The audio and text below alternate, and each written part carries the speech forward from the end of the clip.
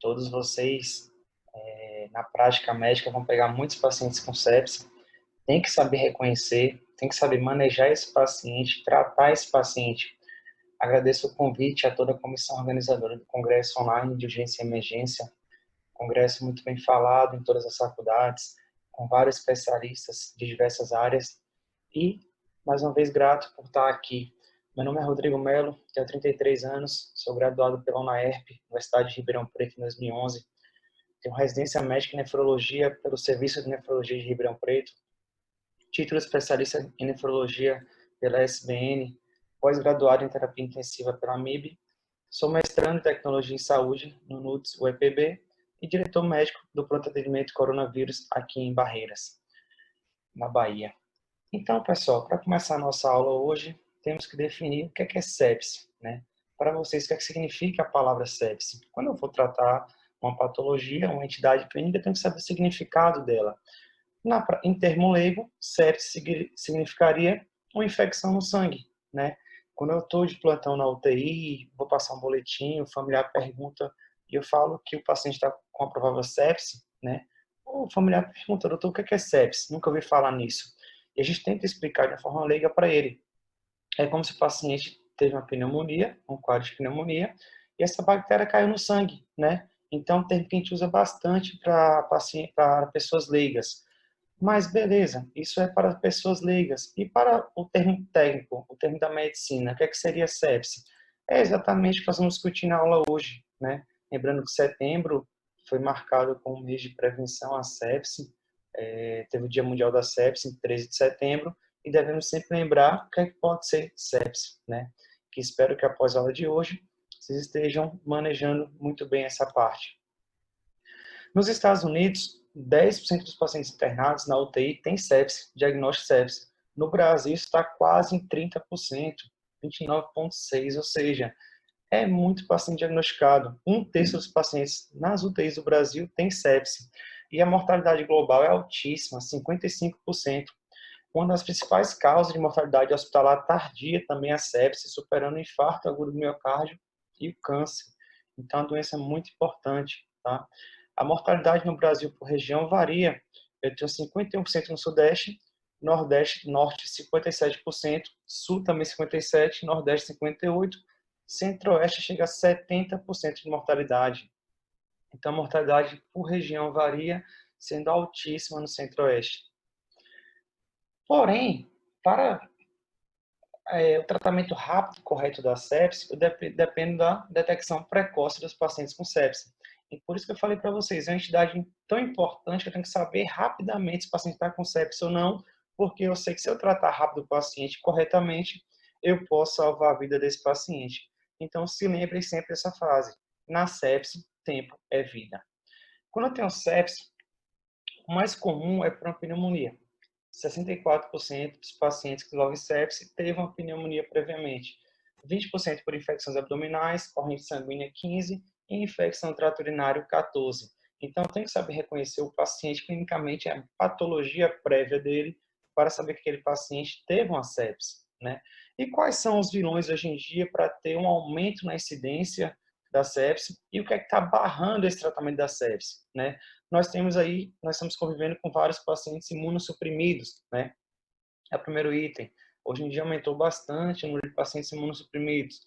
Outra coisa, aumento da expectativa de vida da população.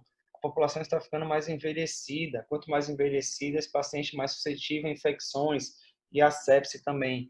E o terceiro, muito importante, micro-organismos multiresistentes. Então, a automedicação, antibiótico, hoje em dia a gente só consegue comprar por receita, na teoria.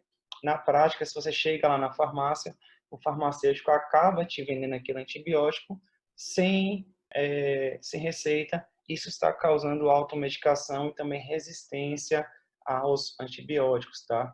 É um dos grandes desafios da sepse hoje, micro-organismos multiresistentes. Então, nós vamos começar então falando agora. Nós tivemos uma definição nova da sepse recentemente, que é o sepse 3. Mas antes de falar do sepse 3, eu quero voltar e falar um pouco do sepse 2. Vocês entenderam o que aconteceu ao longo desse tempo, por que foi mudado, porque muita gente não concorda com essa mudança, tá? Na classificação antiga de sepsis, de acordo com Sepsis Survive Campaigns, né, que é um guidelines para uma campanha de sobrevivência à sepse, que é o sepsis 2 de 2012, ele classificava a sepsis da seguinte forma: eu tinha um paciente com CIS, que é uma síndrome da resposta inflamatória sistêmica. Esse paciente posteriormente poderia ter uma sepse, posteriormente uma sepse grave, posteriormente um choque séptico. Essa era a definição do sepsis 2 em 2012, tá? Vamos entrar um pouco em cada item. O que é que seria a CIS, tá? A CIS era composta de 4 itens. Se o paciente tivesse 2 desses itens, ele era considerado um paciente com CIS.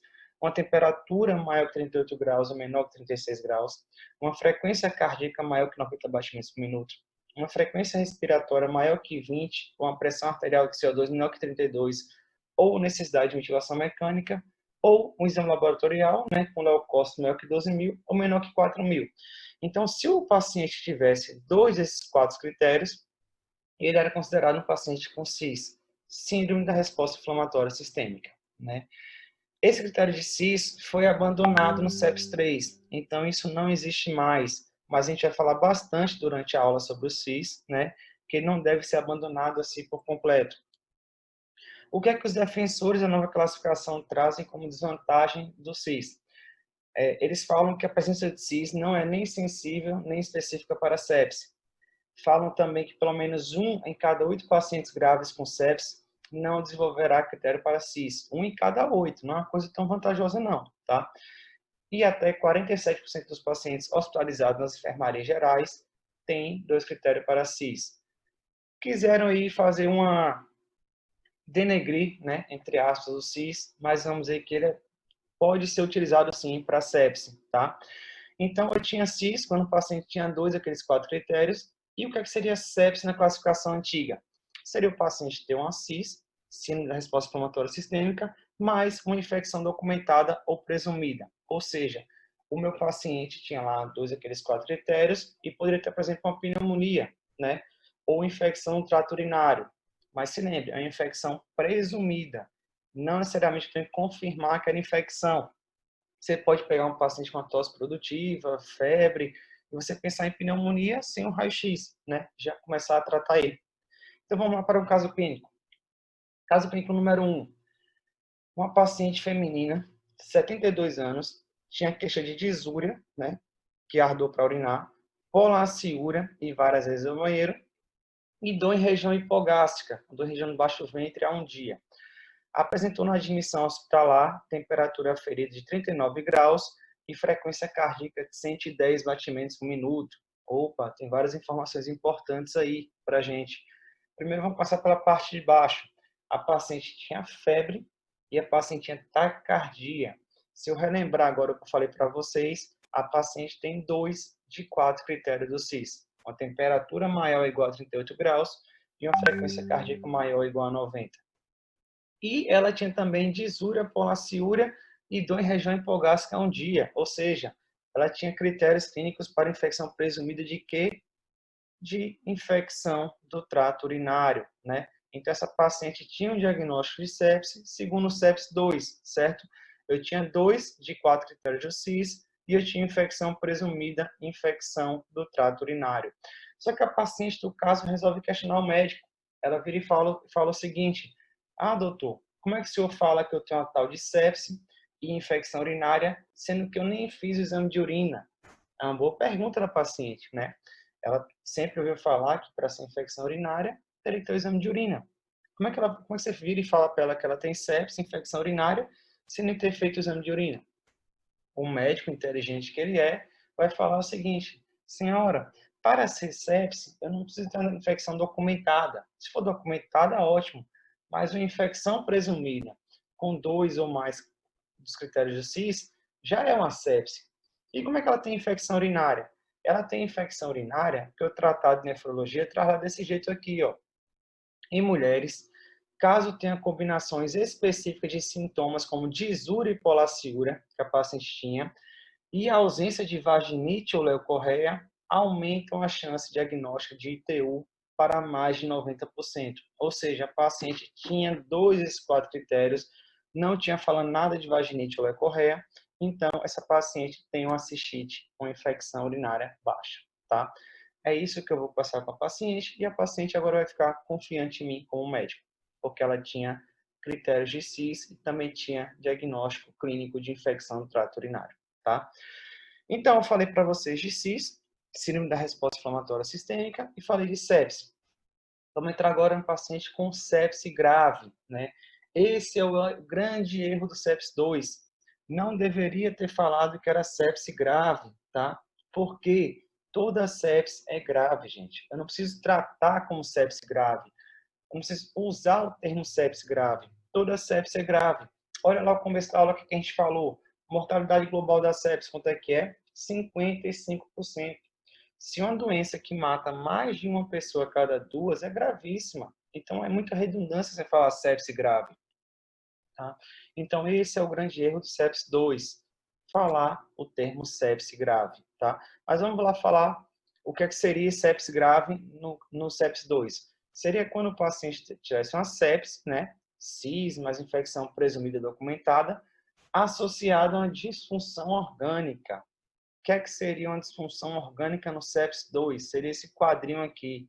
Seria o paciente ter uma hipotensão, ou ter um lactato alto, ter uma diurese menor que 0,5 ml quilo-hora, ter alteração na gasometria arterial, o aumento da creatinina, da bilirrubina, baixa da plaqueta. Então, se o paciente tivesse uma sepse, que é CIS, mas infecção documentada ou presumida, associada a um desses critérios de disfunção, o paciente tinha sepse grave. Que é um grande erro. Toda sepse é grave, tá? Voltando ao nosso caso clínico, então, aquela senhora da infecção no trato urinário. Eu fui e hidratei ela, né? E após ser bem hidratada, após 3 horas, ela apresentou um débito urinário de 0,3 ml quilo-hora. Um débito urinário baixo, né? A minha paciente não urinou muito após realizar volume. Então, ela tinha um dos critérios lá, ó, de sepse grave, tá? A minha paciente iniciou o quadro com CIS, desenvolveu sepse, e segundo o sepse 2, agora tem sepse grave, tá? Porque ela tinha 2 critérios de CIS, infecção presumida e uma diurese menor que 0,3 ml quilo-hora, tá? Então, a paciente tinha sepse grave. E também, após eu hidratar essa paciente com ringelactato, ela evoluiu também com hipotensão, necessitando usar droga vasopressora, noradrenalina. Já tem um achado novo aí, né? A paciente se manteve hipotensa mesmo após receber lá 2 litros de volume e precisou usar droga vasopressora, noradrenalina. Aí vem um novo critério nosso. Segundo o CEPS 2, caso a paciente necessite usar essa medicação aqui, a droga vasopressora, seja ela noradrenalina, ou adrenalina, ou vasopressina, essa paciente tem um diagnóstico de choque séptico, tá? Então, choque séptico seria um paciente, segundo o CEPS 2, com sepse grave, associada ao uso de droga vasoativa para manter uma pressão arterial média maior ou igual a 65, ou a presença de lactato aumentado, tá? Então, esse seria o critério diagnóstico de choque séptico. Eu ter uso de droga vasoativa ou um lactato aumentado, tá? Dependendo da referência, maior que 2 milimol por litro. Porém, em 2016, alguém achou esse assunto muito fácil, né? E falou o seguinte, vou complicar esse assunto. Então, resolveu publicar o sepse 3, né? Com várias mudanças na definição de sepse, choque séptico. Ó, tá muito fácil, vamos lá complicar esse assunto. Então, o que é que essa nova mudança, o sepse 3, trouxe de repercussão? Segundo o sepse, ou segundo Medicina de Emergência, 12ª edição, né? O livro da USP, esse ano saiu já até o 14ª. O 12ª falava o seguinte: o sepse 3 gerou muito debate, críticas e controvérsia na comunidade científica internacional, especialmente no que se refere ao departamento de emergência, ou seja, o 12ª edição não concorda tanto com o sepse 3. Aí veio a 13ª edição do Medicina de Emergência e falou o seguinte: os novos critérios de sepse, também conhecido como sepse 3, simplificaram as definições, removendo qualquer referência a sepse grave. Opa, já traz uma visão diferente do sepse 3 aí, tá? Que eu não concordo. Ou concordo em partes. Por que eu concordo em partes com o que foi dito no Medicina de Emergência, 13ª edição? Está aqui em vermelho que eu não concordo. Simplificaram. porque eu vou mostrar na aula de hoje que não teve nada simplificado no diagnóstico da sepsis 3, tá?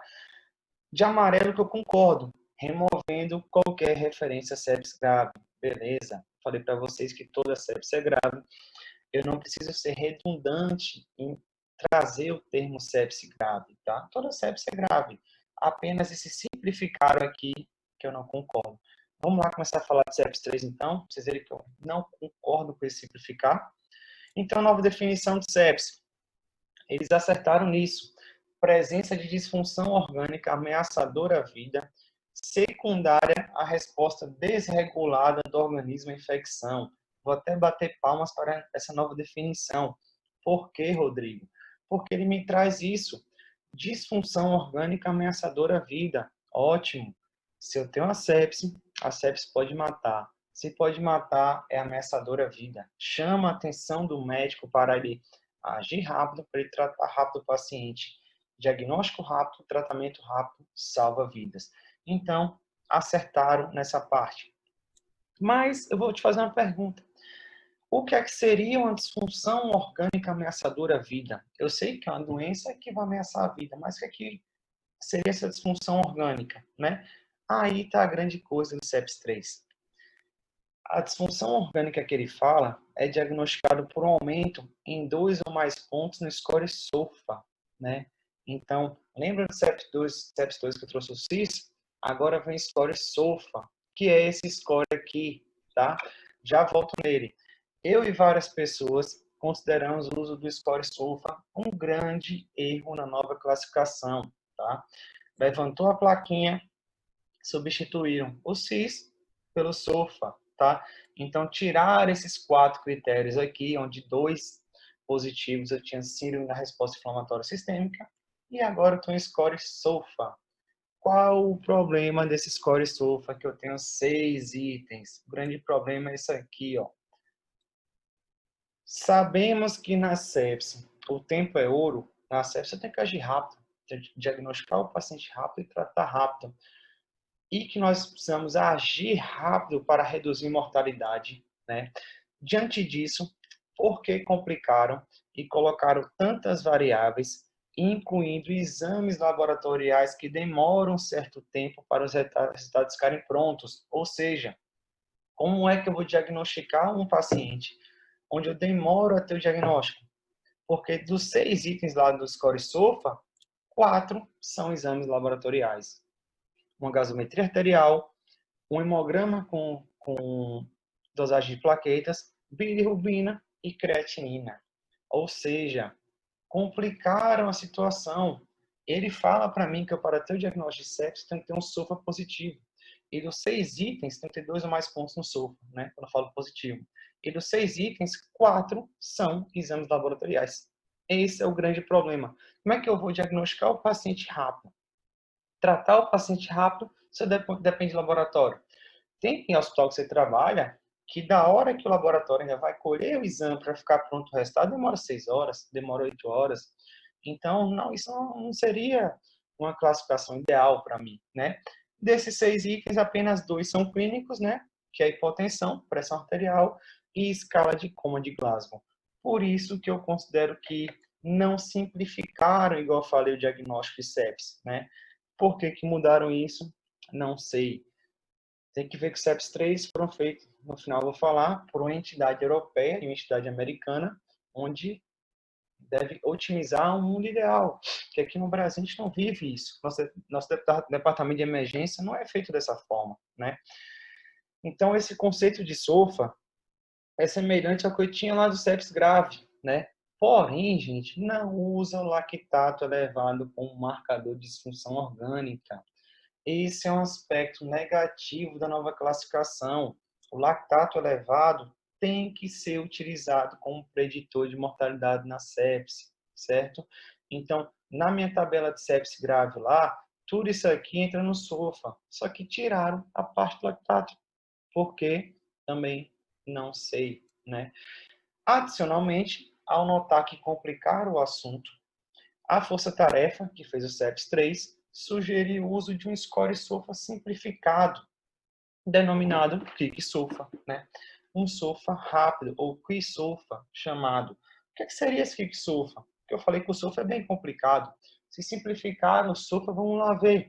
Então, primeiro, antes de eu analisar os 3 critérios de quick sulfa, ele fala o seguinte: o intuito é que essa ferramenta seja utilizada na emergência, né, que é um ambiente extra-UTI, onde a maior parte da sepse é diagnosticada e tratada, como triagem ou rastreamento de pacientes com suspeita de infecção. O que SOFA permite identificar aqueles com maior risco de evoluir de forma desfavorável. Opa! O que SOFA, que é o que SOFA, não veio para dar o diagnóstico de sepse. Ele veio para triagem e rastreamento, tá?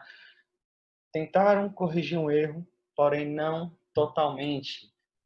O que SOFA fornece um alarme que basicamente significa: não perca tempo. Se você ainda não fez nada, por favor, age agora e com rapidez. Apenas isso. Ele não dá o diagnóstico de sepse. O que seria o SOFA? Seria 2 pontos esses 3 critérios. Frequência respiratória maior ou igual a 22. Uma alteração no nível de consciência, um Glasgow menor ou igual a 14. E uma pressão arterial sistólica menor ou igual a 100. Caso o seu paciente tenha 2 desses 4 critérios, desses 3 critérios, o paciente tem um quick sulfa positivo, um quick sulfa positivo. Porém, se o quick sulfa for positivo, deve aplicar o sulfa padrão completo para confirmar que o paciente tem ou não o sepse. A presença de 2 dos critérios quick sulfa indica apenas maior risco de mortalidade. Apenas uma triagem para a sepse, tá? Então, gente, mesmo que o quick sulfa for positivo, o paciente deve ser aplicado o sulfa. E volta a falar, o sulfa é algo muito complicado. Você que dá plantão na emergência e você consegue decorar essa tabela toda aqui? Não consegue, gente. Se não tiver com o celular do lado ali, ou uma colinha, ninguém vai decorar o sulfa. Por isso que eu falo que o STEPS 3 errou muito nisso. Numa entidade clínica, eu tenho que ser rápido. Eu tenho que diagnosticar rápido, manejar rápido, tratar rápido esse paciente. E me trazem essa tabela bem complicada, tá? Então, antigamente eu tinha o SEPS 2, 2012, né? Quando eu tinha o CIS, SEPS, sepse grave, choque séptico. Agora veio o SEPS 3, 2016, tiraram o CIS, tiraram o sepse grave, eu tenho apenas sepse e choque séptico, tá? Dentro da sepse, é diagnosticada a sepse como infecção, mais 2 pontos no score SOFA. O que SOFA não entra como diagnóstico de sepse, tá? Voltei lá naquela minha paciente da infecção do trato urinário, tá? Mesma paciente com disúria, polaciúria, dor em região hipogástrica, que tinha na admissão agora, eu botei alguns dados aí, ó. Uma pressão arterial de 86 por 52 e uma frequência respiratória de 26. Opa! A minha paciente estava lá com infecção do trato urinário, ela tem 2 pontos no quick-sulfa. Ela tem uma frequência respiratória maior que 22, né? E uma pressão sistólica menor que 100. Então, essa paciente tem sepse? Não. A paciente não tem diagnóstico de sepse. A paciente, mesmo com esses critérios, tem que ser colocado no quick-sulfa, infelizmente. Então, é algo, gente, que está demorando o diagnóstico, né? E quanto mais demora o diagnóstico, mais aumenta a mortalidade. Por causa disso aqui. Porque dos 6 itens do SOFA, 4 são laboratoriais, apenas 2 clínicos. E o que é que seria o choque séptico no SEPS 3? Outro erro do SEPS 3, tá? Você deve pensar em casa, gente, como é que os SEPS estão falados, reúne pessoas que sabem bastante e erram bastante assim? Também façam a mesma pergunta. Várias pessoas também fazem a mesma pergunta, tá? O choque séptico é o seguinte: caso o paciente tenha um quadro de sepse, né, igual nós falamos, ele vai ser hidratado. Já vou entrar na parte de tratamento. Se esse paciente for hidratado e iniciar um vasopressor para manter a pressão arterial média maior ou igual a 65 ml de mercúrio, esse paciente pode ter choque séptico. Aí você vai falar, ah, Rodrigo, mas é igual ao SEPS 2, então não. Não é igual por causa desse E. Além de usar o vasopressor para manter uma boa pressão arterial média, o paciente também tem que ter um lactato acima de 2. Esse é outro erro, porque na classificação passada de 2012, eu tinha uso de vasopressor, mas não tinha esse E com lactato. Era um OU. tá? O paciente tinha que usar um vasopressor para aumentar a pressão arterial média maior que 65, ou a presença de um lactato aumentado. Agora virou E. Ele tem que ter os dois critérios. Mas e qual o problema disso? Esse quadro aqui, ó, quando eu uso o E, olha o que eu vou trazer para você. Se o meu paciente necessitar de usar o vasopressor para aumentar a pressão arterial média maior que 65, faltou 65 aqui, tá? E apresentar um lactato alto, a mortalidade média é de 42%. Agora, olha esse dado. Se o meu paciente não necessitar de uso do vasopressor, tá? Hidratei ele, se manter uma pressão boa, porém tiver lactato alto, apenas o lactato alto, a mortalidade média é 30%. Mortalidade altíssima. Então, se eu pegar, gente, uma classificação que fala que eu tenho que só pensar no choque séptico quando tiver vasopressor e lactato aumentado, eu estou desmerecendo o lactato sozinho, que a mortalidade desse lactato sozinho é altíssima, 30%, tá? Por isso que esse é outro aspecto negativo da nova classificação. Então, por enquanto, eu não vou falar mais sobre isso. Estamos esperando que venha o SEPS 4 corrigir várias bobagens que o SEPS 3 trouxe, tá? Gente, isso não é coisa da minha cabeça, não, tá? Vários especialistas, até eu vou falar no final, pensam a mesma coisa. Porém, eu falei lá no começo da aula muito de CIS, né? Síndrome da resposta inflamatória sistêmica. Falei que tem várias pessoas querendo desmerecer o CIS, tirar o CIS, né, do SEPS 3.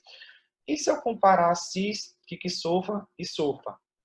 Eu vou tirar um pouco o SOFA daí, tá? Eu vou tentar comparar o CIS e o Kik-SOFA. O Kik-SOFA trouxeram para o SEPS 3 como uma triagem, um rastreamento. Então dá para comparar ele com o CIS, porque o CIS não dá diagnóstico de sepsis, né? Para ser sepsis, eu tenho que ter CIS positivo, 2 pontos, mais um foco de infecção ou uma infecção documentada.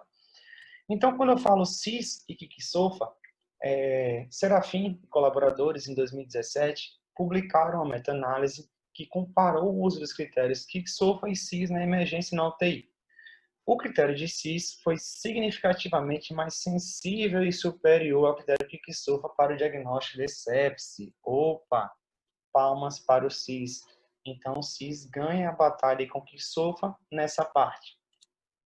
Já o Kik-SOFA foi melhor que o CIS para predizer mortalidade intra-hospitalar. Opa, palmas para o Kik-SOFA. E agora, Rodrigo? Eu tenho o Kik-SOFA ganhando de um lado e o CIS ganhando de outro. O que é que eu faço? Se você estivesse em casa, fosse inteligente, o que é que você faria? Não, vocês são inteligentes, na verdade, né? Mas você pensando um pouco, após eu ter falado isso, todos nós, o que é que nós faríamos? Nós vamos pegar o Kik-SOFA, juntar com o CIS. Seria algo meio lógico. Então, alguém bem inteligente, né, fez o que? O novo score. Novo score chamado Score News, dentre outros que estão sendo estudados aí, o Score News. E basicamente, o que é o Score News? Basicamente, é uma junção do CIS com o Kik-SOFA, tá? Eu tenho aqui em vermelho, que é do CIS, 3, né? O que ele tirou? Tirou o que demora tempo para ficar pronto. Qual? Low cost. Se ele viu que eu tenho que fazer algo que é rápido, tirou low cost. Deixou lá frequência respiratória, deixou lá pressão arterial e alteração do nível de consciência, né? E o Kik-SOFA? Não, esse aqui mudou, tá? Ao contrário.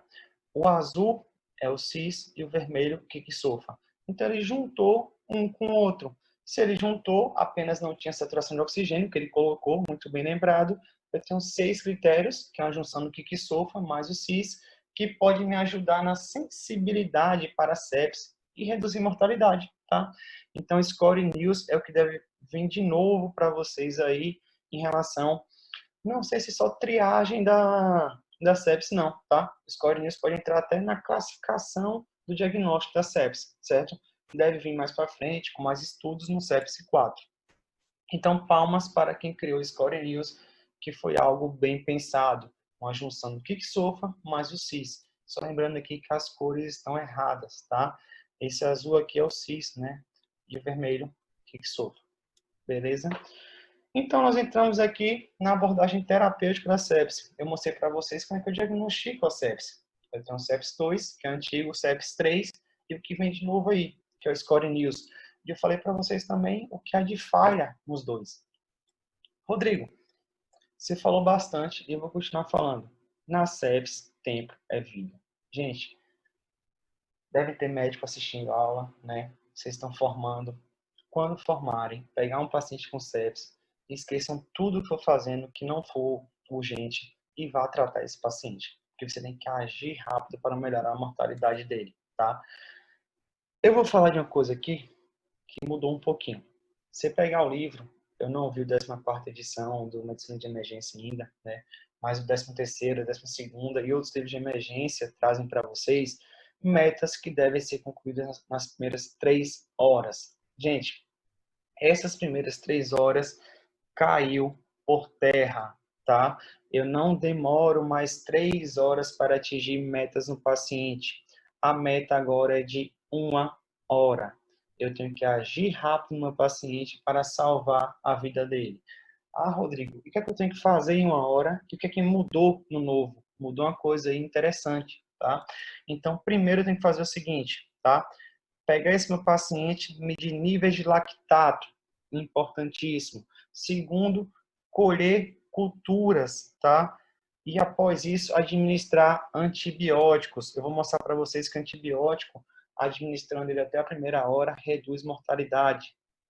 Quarto, repor volume no paciente. Vamos entrar nisso também. E agora a novidade, antigamente eu esperava até 6 horas para iniciar uma droga vasopressora, não espero mais. Se eu fizer volume no paciente, dentro de 1 hora, a pressão arterial média dele não ficar maior que 65, ou um lactato maior que 4, maior ou igual a 4 milimols por litro, eu inicio droga vasopressora na 1ª hora. Não vou iniciar às 6 horas. Então, gente, isso é uma mudança. Isso é coisa nova, tá? O pacote de 3 horas virou um pacote de 1 hora. Lactato, culturas, antibiótico, volume. E agora também está incluso droga vasopressora, tá? Então, é isso aqui. Lembrando que setembro foi o mês de conscientização, né, da sepse. O que é que eu faço? Lactato, culturas, antibióticos, fluidos, que é o volume, e vasopressores, tá? Isso é coisa nova, vocês têm que saber para a vida de vocês. Então, um resumo geral, lembrar que o paciente séptico é um paciente gravíssimo, tem que colocar na sala de emergência, monitorizar esse paciente, pegar acesso venoso nele, não precisa ser acesso central, tá? Acesso central se for corrida vasoativa, aí tem que ser central. Vou fazer só volume e acesso periférico calibroso. Colher a gasometria, né, para ver lactato, para ver relação PO2 e FO2. Colher hemocultura ou cultura de sítio suspeito, se for urinário, colher de urina, raio-x, eletrocardiograma para diagnóstico diferencial. E vamos entrar numa coisa importantíssima, que é o volume. Eu falei para vocês que na 1ª hora eu tenho que fazer o seguinte: lactato, culturas, antibiótico, que eu vou entrar já já, volume, que é a 4ª coisa. Gente, o volume, eu sou nefro, né? E gosto muito de volume. Eu sempre falo que o carro para funcionar precisa de gasolina. O rim para funcionar precisa de quê? De volume, né? Só que desde que eu fui no congresso de terapia intensiva no passado, eu estou um pouco receoso de dar volume, tá? A sobrecarga hídrica tem aumentado muito a mortalidade dos pacientes, muito mesmo. O CEPS, o pacote da CEPS te traz para você fazer uma reposição agressiva, se for tensão, até 30 ml por quilo. Antigamente, nas primeiras 3 horas, agora em 1 hora, tá? Substitui esses 3 horas aí por 1 hora e repor mais volume se necessário. Porém, gente, foram feitas algumas alterações. Vou entrar já já, mas antes uma pergunta boa. Eu vou hidratar, Rodrigo. Hidrato com o quê?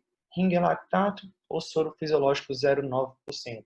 Essa é uma pergunta bem recorrente. Várias pessoas têm essa dúvida, tá? Já saíram vários estudos. Primeiro saíram estudos falando que o soro fisiológico aumentou a incidência de injúria renal aguda nos pacientes, sendo o ringue lactato melhor. Saiu um estudo recente falando que não houve diferença, tá? Porém, a gente continua preferindo o ringue lactato. Por quê? O soro fisiológico 0,9 pode ter muito cloreto, tá? Então, pode induzir acidose metabólica hiperclorêmica, pode gerar injúria renal aguda. Então, a gente prefere usar o ringue lactato, cuidar do paciente com hipercalemia, porque o ringue lactato tem potássio. A questão é a seguinte, está lá o pacote da sepsis, pede para hidratar o paciente com ringue lactato, 30 ml por quilo aberto, beleza. Porém, teve uma alteração recentemente aí. Quando eu for hidratar o paciente, eu não vou pedir para a enfermeira fazer 30 ml por quilo e correr, né? Ele sugere que você faça o seguinte: corra um volume, 250 a 500 ml, e a cada essa quantidade de volume, você vai reavaliando o paciente. Pegue seu estetoscópio e auscute o paciente, para ver se esse paciente, se eu não desenvolver uma congestão pulmonar, ele pode evoluir para o edema agudo, tá? Então, hoje em dia, não tem mais o que tinha antes. Eu pego 2 litros abertos de soro e corro, não. Corro 250 a 500 ml de volume e vou auscultando o paciente. Se você correr 1 litro no paciente, o paciente teve uma congestão pulmonar, pare por aí e inicie a vasopressora. Porque até um diurético você vai ter que poder fazer nele, poder melhorar a parte pulmonar, tá? Então, lembrando, volume a cada 250 a 500 ml de volume, seja ele ringa lactato ou soro fisiológico 0,9, eu faço a ausculta do paciente. E antibiótico terapia, importantíssima, tá? Eu tenho que lembrar que eu devo iniciar antibiótico na primeira hora, colher cultura, já iniciar antibiótico. Uma pergunta muito frequente também: ah, Rodrigo, e se a cultura for demorar? Se a cultura for demorar, o que importa agora é antibiótico. Faça o antibiótico e deixa a cultura para lá, tá? Porque para cada hora de retardo, aumenta 4% por hora a mortalidade do paciente. Então, gente, antibiótico é importantíssimo. Pense rápido no foco presumido, seja ele pneumonia, urinário, abdominal, de catéter, mas faça logo um antibiótico para a infecção que você está suspeitando, certo? Lembrando que a pneumonia é mais prevalente, né? Tem infecção abdominal, infecção do trato urinário, então tem que pensar nessas quando for tratar um paciente séptico, tá? E eu vou até voltar aqui, gente, o slide para ficar bem claro, tá? Esse slide aqui é importantíssimo. Volto a falar disso. O que é que eu faço na primeira hora, certo? É primeira hora, não são mais 3 horas. Lactato, eu faço culturas, eu administro antibiótico, volume, 30 ml por quilo, né? Mas vou auscultando a cada 250 a 500 ml de soro e também droga vasopressora, certo? Que eu já inicio na primeira hora. Beleza? Tranquilo, então. Agora eu vou falar de metas que o livro me traz para ser concluída nas primeiras 6 horas, que também está ficando defasado. Sabe por quê, gente? Porque uma dessas metas que ele fala de até 6 horas, vou resumir essa foto, tá? Esse primeiro aqui, ó, noradrenalina.